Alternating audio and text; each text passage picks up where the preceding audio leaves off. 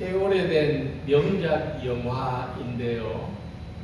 빠삐용이라는 영화를 보면 살인죄로 누명을 쓰고 옥에 갇힌 사람이 누명을 벗고 자유를 찾기 위해서 몇 번이나 탈옥을 시도하다가 번번이 실패하고 더 많은 고통을 겪습니다.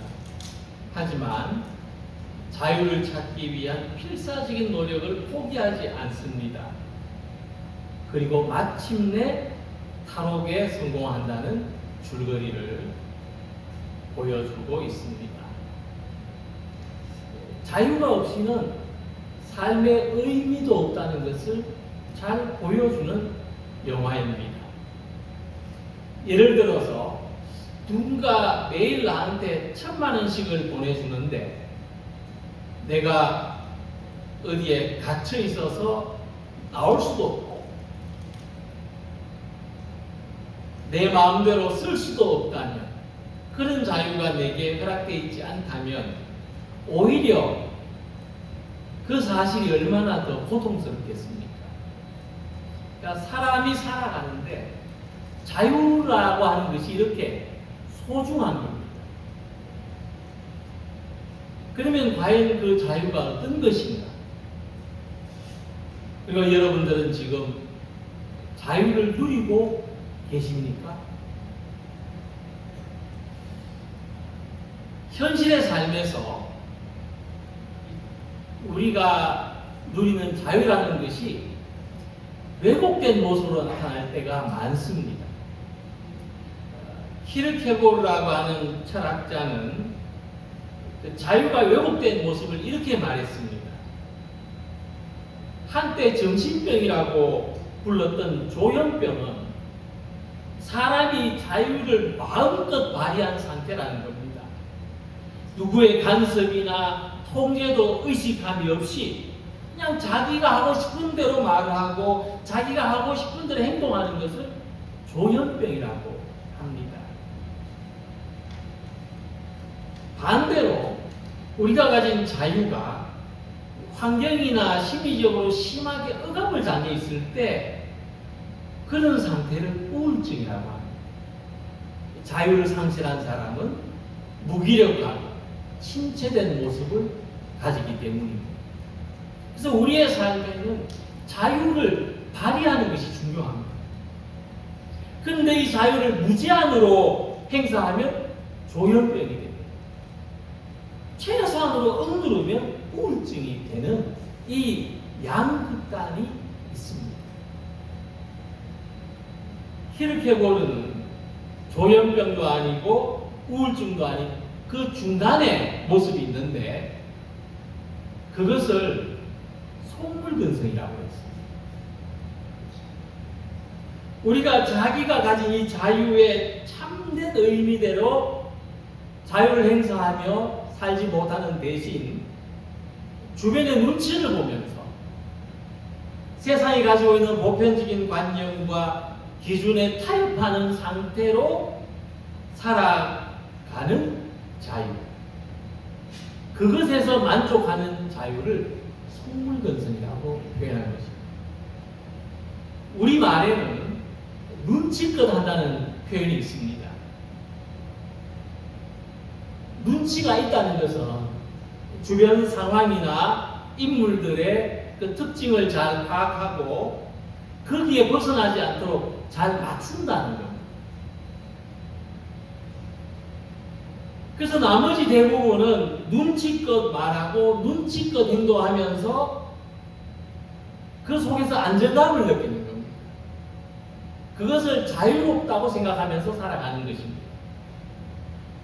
이것은 우리 모두에게 하나님이 주신 자유의 목적대로 살기보다 세상이 주는 타협의 유혹을 따라서 사람들의 일반적인 행동에 맞추어서 안주하며 살아가려고 한다는 것을 말합니다. 앞에서 살펴본 것처럼 자유를 제 마음대로 행사하면 결국 다른 사람과의 관계를 파괴하고 자기만의 세계 속에 갇혀 있는 자유가 될 수 있습니다. 반대로 자유를 두려움과 환경에 짓눌려서 자유를 거의 사용하지 못하면 삶의 무기력과 절망에 빠져버립니다. 또 그 중간에서 그저 눈치껏 타협하며 세상의 기준에 맞추어 살아가는 자유는 겉으로 보기에는 평범하고 안전해 보이지만 하나님이 우리에게 주신 자유의 진정한 목적을 드러내지 못합니다. 자, 이렇게 이 세 가지의 모습이 우리 삶에서 자유가 왜곡된 상태라고 한다면, 그럼 우리가 어떻게 사는 것이 진정한 자유를 누리며 사는 것이냐? 오늘 함께 읽은 말씀이 그리스도인의 삶에서 진정한 자유의 모습을 보여주고 있습니다. 바울이 말하는 자유, 우리의 삶이 자유를 누리기 위하여 부르심을 받았다는 그 의미가 무엇인지를 함께 생각해 보면서 은혜를 나누고자 합니다. 먼저 바울은 자유의 반대 개념을 죄와 율법으로 봤습니다. 그래서 우리가 얻는 자유는 죄와 율법으로부터 해방된 자유를 말하는 겁니다. 이 죄와 율법에서 해방되었다는 것이 어떤 성격인지를 설명합니다. 바울은 비유를 드는데 아브라함의 두 아내인 사라와 하갈, 그리고 그들에게서 낳아진 두 아들 이스마엘과 이삭을 비유로 설명합니다. 아브라함에게는 그 시대 관습에 따라서 사라와 하갈이라는 두 아내가 있었죠. 사라는 아브라함의 첫 번째 부인이고 하갈은 사라의 몸종이면서 아브라함의 아내가 된 사람입니다. 아브라함은 자식이 없었습니다. 그래서 사라의 몸종 하갈에게서 첫 번째 아들을 낳았지만 하갈의 신분은 종입니다. 하갈의 신분은 종이었고 그가 낳은 아들 이스마엘 역시도 종일 수밖에 없습니다. 그래서 갈라디아 4장 23절에 여종에게서는 육체를 따라 낳고 자유 있는 여자에게서는 약속으로 말미암았다고 말씀하는 것입니다. 그 후에 사라는 하나님의 약속으로 말미암아 아들을 낳았는데 그가 바로 이삭입니다. 이삭은 늦게 태어났지만 주인의 신분을 가진 겁니다. 종에게는 자유가 없습니다. 그러나 주인에게는 자유가 있습니다. 그것이 하갈과 사라, 이스마엘과 이삭의 차이. 우리도 마찬가지입니다. 종으로 살아가는 사람, 종처럼 살아가는 사람에게는 자유가 없습니다. 그러나 내가 주인이 되어 살아가는 사람에게는 자유가 있는 것입니다. 우린 이삭처럼 하나님의 약속을 가진 자녀요, 죄와 율법에서 해방된 자유를 누리는 사람. 그러면 종처럼 산다는 게 무엇이고 주인으로 산다는 게 무엇인지 설명을 드립니다. 사람이 율법의 종으로 산다는 것은 율법을 지켜야만 하나님께 인정받을 수 있고 율법을 어기면 벌을 받는다는 두려움에 매여서 사는 것을 말합니다. 그래서 율법 아래에서 태어난 사람들은 모두가 이 두려움을 가질 수밖에 없고 이 두려움으로 종교생활을 하는 것입니다. 겉으로 보기에는 대단히 종교적이고 경건해 보일 수 있지만 공통적인 특징은 뭐냐 하면 율법을 지키되 나의 자유로 지키는 것이 아니라 두려움 때문에 이 율법을 어기면 벌을 받지 않을까 하는 죄책감 때문에 죄를 짓는 것이 아닐까 하는 죄책감 때문에 지키는 것입니다. 그래서 갈라디아 교회에 이런 율법주의자들이 있었는데 이 사람들이 뭐라고 했냐면 예수를 믿는 것만으로 충분하지 않다. 할례를 받아야 된다. 율법의 모든 규정을 지켜야 된다. 그래야 진짜 하나님의 백성이 된다. 예수를 믿는 것 외에 다른 단서들을, 조항들을 덧붙이기 시작했습니다. 그러나 그것은 두려움과 죄책감 때문이라는 것을 바울이 간파했습니다. 예수님을 믿음으로 구원을 받는다는 것을 하나님의 은혜로 받아들이지 못한다. 거기에 뭔가 자꾸 더 해야 될 것 같아요. 이런 두려움과 죄책감을 가지는 것을 바울은 뭐라고 했냐면 하나님의 자녀라는 신분을 버리고 다시 종의 멍에를 매는 것이라고 강하게 비판했던 것입니다.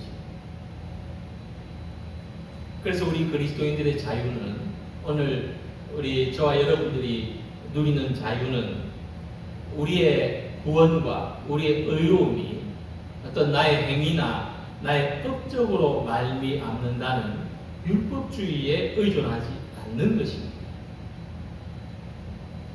하나님이 우리를 의롭다 하시는 근거는 오직 한 가지, 예수님께서 십자가에서 이루신 완전한 구원의 사역에 의한 것입니다. 이 사실이 왜 자유의 근거가 되느냐? 예수님이 십자가에 달리신 것이 왜 우리에게 자유의 근거가 되는가 하면 그 이유는 단순합니다. 더 이상 율법의 정죄, 율법의 두려움이 우리를 지배하지 못하기 때문입니다.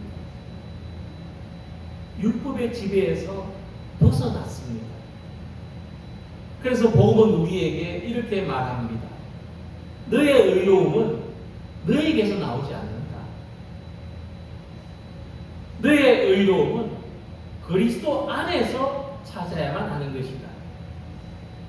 너를 의롭다 하시는 이는 내 행위를 근거로 판단하지 않으시고 그리스도께서 이미 이루신 것을 근거로 너를 받아주시기 때문이다.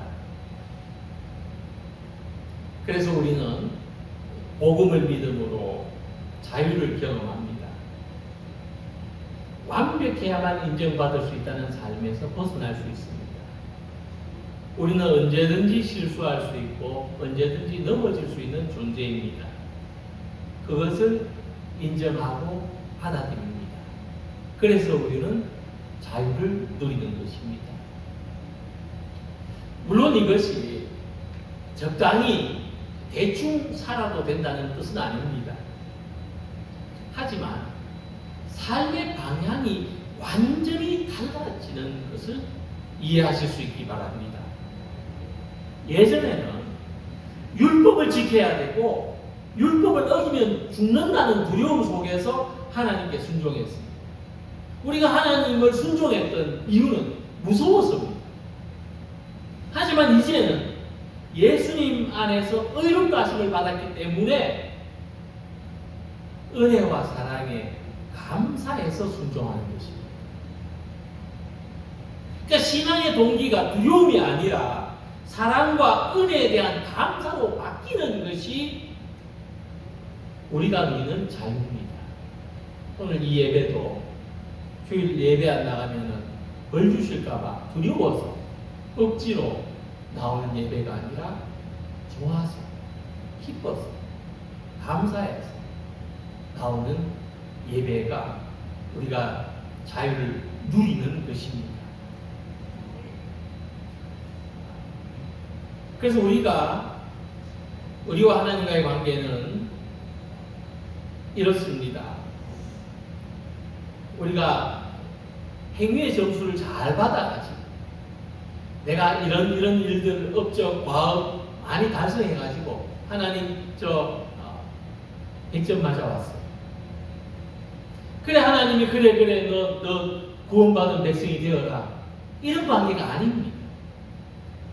빵점을 받아요. 빵점 받기가 얼마나 어려운지 아십니까? 빵점을 받아도 해맑게 웃으면서 하나님 나 왔어요. 품에 안길 수 있는, 내가 빵점 받아왔다고 때리거나 혼내거나 굶기거나 하지 않으신다는 것을 믿는, 그 믿음으로 하나님 앞에 나올 수 있는 이 관계가 우리가 누리는 자유입니다. 그래서 이런 자유가 우리 일상에도 영향을 줍니다. 사람들 가운데는 자기가 한 말과 자기가 한 행동을 끊임없이 평가하는 사람이 있어요. 내가 오늘 말을 잘했나 못했나, 내가 오늘 행동을 적절하게 잘했나 못했나. 근데 이런 사람은요, 남도 그렇게 평가합니다. 자기한테 냉정한 사람은 다른 사람한테도 냉정하게 되어 있습니다. 자기의 말과 행동을 끊임없이 평가하는 사람은 다른 사람도 평가하는 눈으로 보게 되어 있습니다. 그러나 주님이 주시는 자유를 아는 사람은 내가 의롭게 된 것이 내 행위로 된 것이 아니라는 것을 알기 때문에 다른 사람을 판단하려고 하지 않습니다. 다른 사람을 평가하지 않습니다. 그래서 이 자유를 누리는 사람이 되시기 바랍니다. 율법을 지켜서 인정받고자 애쓰는 종이 아니라 사랑 안에서 살아가는 자녀들이 되시기를 바랍니다. 두 번째로, 그리스도인의 자유는 자기의 욕망을 위해서 쓰지 않는 자유입니다. 절제된 자유를 말합니다. 바울은 갈라디아서 5장 13절에 이렇게 말씀합니다. 형제들아, 너희가 자유를 위하여 부르심을 입었으나 그 자유로 육체의 기회를 삼지 말고. 하나님 우리한테 자유를 주셨는데 우리가 그 자유를 누리는 사람이 됐는데 내 마음대로 하면 안 된다. 그게 뭘까요? 바울은 우리가 그 자유의 의미를 잘못 이해해서 육체의 기회로 삼을까 염려했습니다. 그래서 바울은 우리 그리스도인의 자유가, 우리가 자유를 얻었다고 해서 그것을 이용해서 우리의 육체적인 욕망이나 죄된 본성을 마음껏 풀어놓는 구실이 돼서는 안 된다. 분명하게 선언을 합니다. 그러니까 우리가 어떤 생각이냐면은 우리 이 자유를 아무런 제약이 없는 상태, 아무도 나를 간섭하지 않고 내가 하고 싶은 대로 마음껏 할 수 있는 것을 자유라고 생각합니다. 하지만 성경이 말하는 자유는 방향이 다릅니다. 이 자유는 내가 죄를 마음껏 지을 수 있는 면허증이 아니라고 하는 것입니다. 그래서 오히려 그리스도인의 자유는 죄를 지을 수 있는 자유가 아니라 죄를 거절할 수 있는 자유입니다. 죄의 종이라는 표현이 있는 것처럼 사람이 죄를 짓는 것은 자유가 없어도 가능한 일입니다. 그래서 죄의 종입니다. 죄의 종이 된 것이죠. 그래서 이전에 우리가 죄의 종이었기 때문에 죄의 유혹에 끌려갈 수밖에 없습니다. 그러나 우리가 죄를 거절할 때는 자유가 있어야만 거절할 수 있습니다. 예수님으로부터 우리가 자유를 얻었기 때문에 죄를 미워할 수 있고 죄를 거절할 수 있고 죄로부터 돌아설 수 있습니다. 자유가 우리에게는 영적인 힘입니다. 하기 싫어도 끌려가는 것이 자유를 상실하는 것이라면 하고 싶지 않은 것을 하지 않을 수 있는 능력이 자유를 누리는 것입니다. 그래서 우리의 자유에는 방향이 있습니다. 자기 욕망을 향해서 사용하는 것은 절제하고 이웃을 사랑하는 데 사용하는 것은 제한되지 않습니다. 자기 만족을 위해서 소비하는 것은 절제하고 하나님의 나라를 위해서 사용하는 것은 풍성할 수 있는 것입니다.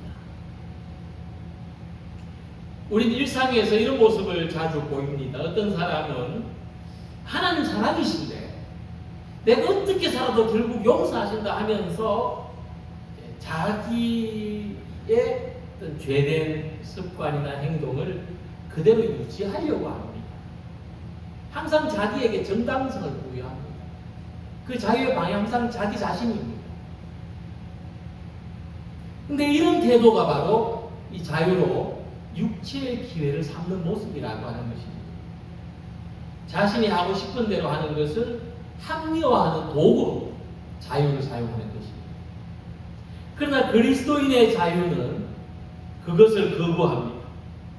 어떤 사람은 하고 싶은 말이 있을 때 성령의 도우심을 구하며 절제합니다. 하고 싶은 행동이 있을 때 자기의 행동을 조절할 수 있는 능력을 자유롭게 할 수 있습니다. 겉으로 보기에는 자유롭지 못한 사람처럼 보이지만 실제로는 육체의 욕구나 감정에 끌리지 않고 자유로서 하나님의 뜻에 순종할 수 있는 능력을 가지고 있는 것입니다. 그래서 바울이 말하는 육체는 단순히 몸의 욕구만을 말하는 것이 아니라 자기 중심적으로 살아가려는 우리의 전체적인 상태를 말합니다. 육체의 일을 이렇게 말했습니다. 음행, 더러운 것, 호색, 분쟁, 시기, 분노, 당짓는 것, 이단, 술 취함. 우리는 다 할 수 있습니다. 그러나 그것은 자유가 아닙니다. 그래서 우리는 이렇게 하지 않는 자유를 누리는 것입니다. 그러므로 그리스도인의 자유는 성령의 열매를 맺습니다. 오직 성령의 열매는 사랑과 희락과 화평과 오래 참음과 자비와 양선과 충성과 온유와 절제, 이 같은 것을 금지할 법이 없는. 반대로 말합니다. 우리는 이런 것을 하지 않을 수 있습니다. 이렇게 살지 않을 수 있습니다. 그러나 내가 좋아서 내가 가진 자유의 능력으로 성령의 열매를 맺으며 살아가는 것입니다. 그러므로 우리가 가진 자유는 내가 하고 싶은 대로 하는 능력이 아닙니다. 우리의 자유는 하나님이 기뻐하지 않는 것을 거절하고 하나님이 기뻐하시는 것을 할 수 있는 능력입니다. 내가 원해서, 내가 기뻐서, 내가 감사해서 하나님이 기뻐하시는 뜻대로 살아가는 자유를 누리는 모두가 되시기를 소망합니다.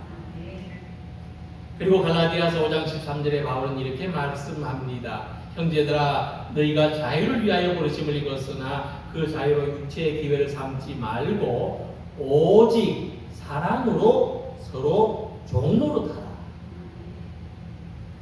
자, 이 구절은 그리스도인의 자유가 무엇을 위한 자유인지, 우리의 자유가 어떻게 행사되어야 왜곡되지 않고 바르게 누릴 수 있는지 가장 명확하게 말씀하고 있습니다. 우리의 자유는 단지 죄와 율법에서 벗어난 자유가 아니라 적극적으로 사랑으로 섬기는 자유입니다. 그렇기 때문에 바울은 아주 상반되는 단어로서 본문을 말씀했습니다. 하나는 자유라는 단어고 다른 하나는 종노릇이라는 단어입니다. 우리가 이 단어는 상반된다고 생각합니다. 자유는 눈치 보지 않고 구속받지 않고 내가 주인된 것을 말하는 것이라고 생각하기 때문이고, 종노릇한다는 것은 얽매여 있고 명령을 따라야 되고 자기 뜻이 아니라 다른 사람의 뜻을 따라야 되는 상태로 이해합니다. 그런데 바울은 자유를 이야기하면서 종노릇하라고 말합니다. 이 역설을 이해하고 받아들일 수 있는 것이 우리가 자유를 누리는 삶의 핵심입니다. 다시 말해서 자유를 누리는 사람이 되었으나 사람으로 종으로 살 수 있는 사람이 되는 것입니다. 복음은 우리를 분명히 죄와 율법에서부터 자기 욕망의 종으로부터 해방되게 합니다. 우리는 더 이상 율법에 묶이지 않고 죄의 지배에 끌려다니지 않습니다. 그러나 동시에 이 자유는 우리를 주인 없는 상태로 만들지 않습니다. 새로운 주인에게 속하게 합니다. 그 새로운 주인이 바로 예수 그리스도입니다. 바울은 다른 서신들에서 자기를 표현할 때 이런 표현을 즐거이 사용했습니다. 예수 그리스도의 종이라는 표현입니다. 로마서 1장 1절을 보면 바울은 자신을 예수 그리스도의 종 바울이라고 말합니다. 바울은 예수님 안에서 자유를 누리고 살아가지만 동시에 기꺼이 즐거워서 자기를 예수 그리스도의 종으로 소개합니다. 이것은 강제로 노예가 된 상태를 말하는 것이 아닙니다. 스스로 선택하고 기뻐하는 역할입니다. 그래서 바울은 이런 고백도 합니다. 내가 모든 사람에게서 자유로우나 스스로 모든 사람에게 종이 되는 것은 더 많은 사람을 얻고자 합니다. 우리가 죄와 율법의 종으로 있을 때는 억지로 끌려갔습니다. 자유가 왜곡되어 있을 때는 그게 병인지도 모르고 살았습니다. 그러나 예수 그리스도 안에서 우리는 자발적으로 섬기는 종이 되었습니다. 이럴 수 있는 사람이 진정한 자유를 가진 사람이고, 이럴 수 있는 사람이 진정한 자유를 누리는 사람이고, 이럴 수 있는 사람이 진정한 자유의 능력을 행사하는 사람입니다. 바울은 우리가 자유를 얻은 것도 중요하지만 이 자유를 어떻게 누리는지를 더 중요하게 보았습니다. 우리에게는 두 가지 가능성이 있는데, 하나는 자유로 육체의 기회를 삼는 가능성이고, 다른 하나는 자유로 섬기는 가능성입니다. 그런데 우리가 자기 욕망을 위하여 자유를 누릴 때 우리는 죄의 종이 되고 맙니다. 자유를 상실하고 다시 죄의 종으로 되돌아간다는 겁니다. 반대로 사랑으로 섬기는 일에 자유를 누릴 때 우리는 하나님의 자녀가 되어서 하나님의 자녀의 은혜와 기쁨을 누리는 것입니다. 그래서 종교개혁자 루터는 이렇게 말했습니다. 그리스도인은 모든 것 위에 있는 자유로운 주인이요, 그 누구에게도 종속되지 않는다.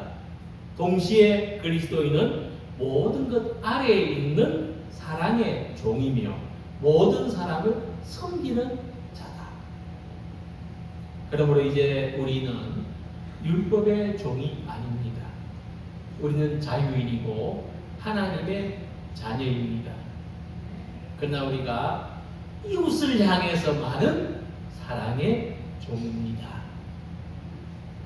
이 자유를 확대해서 적용하면 우리가 가정에서는 자기의 자유로 자기만의 시간과 취미를 위해서만 사용하지 않고 배우자와 자녀를 섬기는 시간으로 사용합니다. 교회 공동체에서는 자기의 자유로 휴식과 오라 남은 업무를 위해서만 사용하지 않고 예배와 섬김의 시간으로 사용합니다. 세상 속에서는 나의 자유로 나의 성공만을 위해서 내가 가진 역량과 시간을 쓰지 않고 동료를 도우며 함께 기뻐하는 일에 나의 자유를 사용합니다. 그래서 우리가 자유를 누리는 길은 이처럼 자유를 위해서 적극적으로 살아가는 것입니다. 이 복음을 전함으로써 우리가 진정한 자유를 누릴 뿐만 아니라 자기가 자유롭다고 생각하면서도 자유롭게 살지 못하는 사람들을 자유하게 하는 모든 성도가 되시기를 주님의 이름으로 기원합니다. 기도드리겠습니다.